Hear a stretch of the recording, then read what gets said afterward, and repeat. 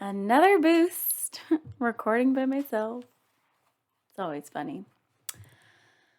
Hello, YouTube. Welcome back to the In Raw Life podcast. This is Jessika all by herself today doing another boost. And today's boost I am super excited to bring to you because it is all about one of my areas of expertise that I read up on, listen to podcasts about, watch TED Talks, talk about all the time, and improve my own life through it. So I'm excited to bring it to you. So there's all of this talk all the time about time. There's not enough of it. It's running out too quickly. It's going too fast. It's going too slow. I don't know what to do with it. What happened? How can we add more time to our day so that we can do the things that fuel us and fulfill us and that we're passionate about and that keep us us? So I have 5 things that we are going to cover how I personally add more time to my day. Now, I am not a wizard and I literally add more hours to my day. I have 24 hours just like everyone else. But I know how to use them and how to properly arrange things and go about it so that I make them work for me instead of the other way around. So I wrote down the 5 areas and I kind of just wrote them as they came to me. And then I thought about, because my organizational mind was like, should I organize them in order of importance or how it goes? Or should I do it out of order so I don't start with what I'm going to start with so I don't like throw people off like, oh, this is just another woo-woo thing. But I'm going to go with it. I promise you. Short episode. It's a boost. Stick with me. You're going to get some really good stuff out of this. So my first thing is mindset. And I know that that's kind of a key word. We hear it a lot. Some people think it's amazing. Some people think it's whatever. But mindset about whatever you're doing and whatever you're trying to tackle is huge. Mindset, when it comes to productivity and adding more time to your day, has to do with all of us walking around thinking, I don't have enough time. I don't have the time for that. Sure, it'd be great to work out every single day, but I don't have the time for that. Yeah, I would love to spend quality time with my kids or my significant other or myself. I don't have time for that though. But we all have the same 24 hours in a day, right? We all have different jobs that require different hours from us. We have different size families, or we might just be ourselves. So we have all sorts of different commitments that require different things from us. Agreed. So that's why we all can approach it in a similar way, but we have to figure out what it is that works for us. So it's our time though. We get to decide what we do with it. I know that's really crazy, but this is where respecting yourself and your own time comes in. So the next time that you come across something and you're like, oh, I don't have the time for that, think to yourself, do I not have the time for it, or is it not important to me? So someone tells you, you really should be working out 5 days a week. Yeah, that's great, and I would love to do it. I don't have time for it. Say to yourself instead, working out is not important to me. Taking care of my body is not important to me. Does that feel good? If it feels good, then cool. You really don't have the time for it. It's not important to you. And again, there's all seasons of life. So there's different parts where this will be super important and where it might not be as important. Take a more serious example, time with your kids or your significant other. Yeah, that's really great, but I don't have time for it. I have this project that's due, or I have to be at work. I have to spend 12 hours at work every day. Now take that. Spending time with my kids or my significant other is not important to me. If that's true, okay, great. If it's not, you got some work to do. Even more important. Yes, I would love to have quality time with myself and time for self-care every day, but I just don't have the time for that. Instead, spending time with myself or having self-care moments is not important to me. My own mental, emotional, and physical health is not important to me. If that's true, okay, cool. You get the point. So that is what I'm talking about when I'm talking about mindset. Really take a look at what you're saying you don't have the time for and figure out if that's true or if it just feels like that. Number 2 is batching. And I know that a lot of people have heard about batching, batching your schedules, batching things together, but I feel like a lot of people don't quite get it. So batching for me, I do it in a very logical way. This is where my logical side of my brain and my creative side of the brain come all together and work. Batching means doing something, finding the things that either are similar tasks, so you're doing similar movements, or take place in the same spot or similar area close by, and you batch them together in that way. So, like I listened to a book and she talked about batching her laundry even. She does laundry in loads of where it ends up at the end. So, if it's the kids' laundry, she does that all together. If it's her laundry or her husband's laundry, she does that all together because it's going to go to the same place. Now, when she actually goes to fold the laundry, she sorts it all out and then she does all the pants at once because then you're on automatic mode. You're batching things that are happening in a similar way and you're doing it all together. Same thing as, people that meal plan. They're doing all the same actions at the same time so that it saves them time because they're still spending time on it. But it's saving them time, the fact that they don't have to change the motion that they're doing. They're doing the same thing at the same time, and then they move on to the next thing. For me, I like to batch my errands, and I think this is a huge thing that people could benefit from. Instead of running all over town like a crazy person with your chicken, or a chicken, I can't even get the right words out, like a chicken with your head cut off, you don't need to do that. Find in your week when you're going to be in that area, and that's the day that you go do it. So like I grocery shop on the weekends. I do my one grocery shopping on the weekends. I'm trying to even spread it out back again to only every other week because then I'm batching that together so I don't have to spend more time going to the grocery store. With that, if the grocery store didn't have what I needed, on Mondays, I take my daughter to her swim lessons, and 5 minutes away from swim lessons is the grocery store that has everything, but I don't shop at regularly because it's more expensive. So that will be my supplementary shopping if needed.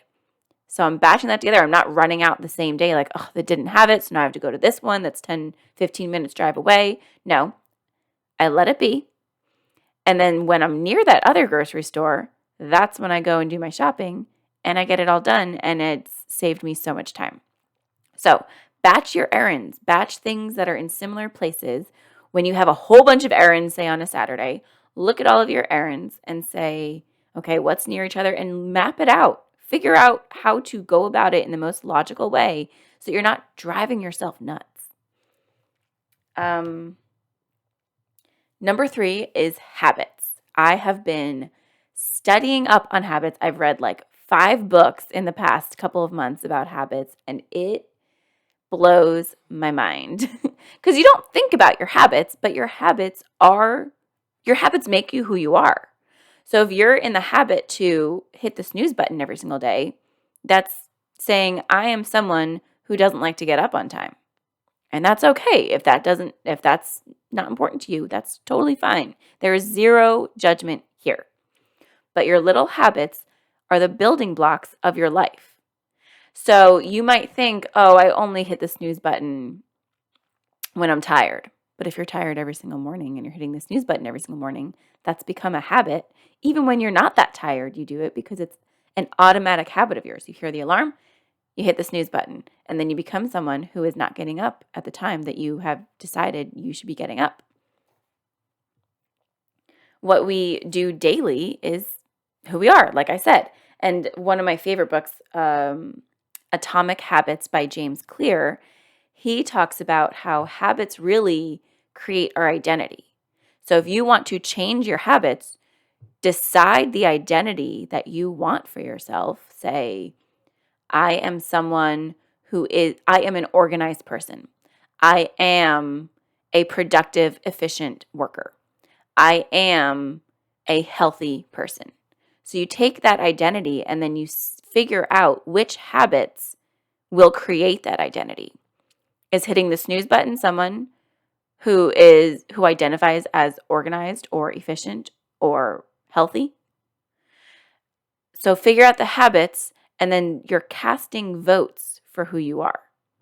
That's how James Clear puts it. Whatever your habits are casting the votes for the identity that you have. So if you want to be these other things that you are not currently, you need to cast the correct votes. Because if you're casting the wrong votes and more of them add up, you're not going to be that identity that you want to be. Number 4 is keep everything in a centralized location. Now, what I mean by this is your thoughts, your to-dos, anything that kind of all go together that make up your life, keep it in a centralized location. I have a planner and I have a notebook. That's it for my personal life. I would like to even combine them into one thing one day once I figure out exactly what notebook will do that. But I do my brain dump in my notebook. I keep notes for not meal planning, but I keep notes for all the types of meals that we like to eat and that are healthy. I keep notes on what I'm going to do for this podcast. I'm using it right now. I keep notes on future ideas. And then I reference my notebook when I'm doing my brain dump for the week that I put into my schedule. So keep it all in one place. Whether it's a written thing, I like written. It just works better for me. Some people like digital, but keep it all in one place where it works together. It synchronizes together so that you're not constantly having a million tabs open. That goes to my brain dump that I've talked about a million times before. Getting it all out of your head and either onto paper or into a digital scheduler, note taker, whatever it is, and keep it all together. So that way you're not trying to figure out, oh my gosh, where did I put that one thing that I was thinking about? You got it all out of your head, but it's all over the place. You can't find it. That doesn't help you either. That takes more time. When it's all together, it's all out, it's all for you to see, you can organize it and figure out what to do with it. And number 5 is decisions. So decision fatigue is a real thing. Decision fatigue is the fact that we make, I think I looked it up the other day, it was about at least 35,000 decisions a day. That sounds crazy, right? We are making decisions about, should I get up now or should I hit the snooze button? Should I go to the bathroom or brush my teeth first? What should I eat for breakfast? When should I have my coffee? Which creamer do I want to put in my coffee today? And that's all maybe within the first 10 minutes of being awake. I'm trying to rack my brain for other decisions. What am I going to wear today? What am I going to eat for dinner? What am I going to eat for lunch? What am I going to eat for snacks? How much water should I drink today? Did I drink enough water today? Did I forget an appointment that I was supposed to do? What am I supposed to do for work today? What am I doing with my kid after school? What am I doing after I put my kid to bed? All of these things are decisions that are taking up space in our brain. And we can only make so many decisions in a day before you get to the end of the day and you're like, someone could ask you the simplest thing. Like my kid can ask me, Mom, what pajamas should I wear tonight? And I say, I don't have any brain space left, kid. What do you think? But she has decision fatigue too because she's been making umpteenth decisions that day and she can't decide what to wear for bed. So that's why she's asking me. So decision fatigue is real. And I read in a book recently that you can decide things once, figure out what you can decide one time, and then you don't have to make a decision about it ever again. Some examples, one that I've already incorporated into my own life for the past 2 months, she has a Monday uniform. So she picked one outfit that she's going to wear. She has a cold weather, a medium weather, and a hot weather outfit. And they're kind of similar. It includes black and denim. And that's what she wears on Mondays. So she doesn't have to think about it. Because Mondays sometimes come with a little extra effort because it's getting back into the normal week versus the weekend. So she has that already planned out and she doesn't have to think about it. And I've been doing that and it is amazing. I kind of want to do it for every day. Taco Tuesday, that's another decision you can make once. Or Spaghetti Thursday or Pizza Friday, whatever it is, that's something. And if you already do it, you've done this. You made the decision once and you don't have to think about it again. It's one less decision for you to make that week, that day, that month, that gives you brain space to do the other things that you want to be doing with your brain. So those are my 5 areas that I have tips for you to become a more productive, efficient person, to find the time in your day to do what you want to do. We only have this one awesome, amazing, beautiful, precious life. Make sure that you're spending the time in it that you want to be doing. And real quick, this is exactly what I help my clients do in mine and Sierra's amazing product, Life in Balance. I have a special bonus.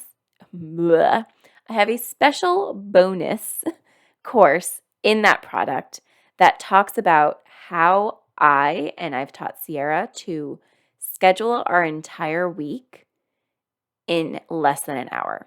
I do it in less than 30 minutes now, one time a week. So that's called the Unstoppable Hour, and you can learn how to do it too and get coaching from me when you join Life in Balance. I also do a monthly Q&A in our private Facebook group about productivity, anything that our clients have questions about concerning time, productivity, how to schedule things, how to piece together their schedule the way that I have for them for the first 30 days of their journey, so that they can go on and become this organized person. They can create this new identity that they want for themselves and have the habits and the actions that go along with it.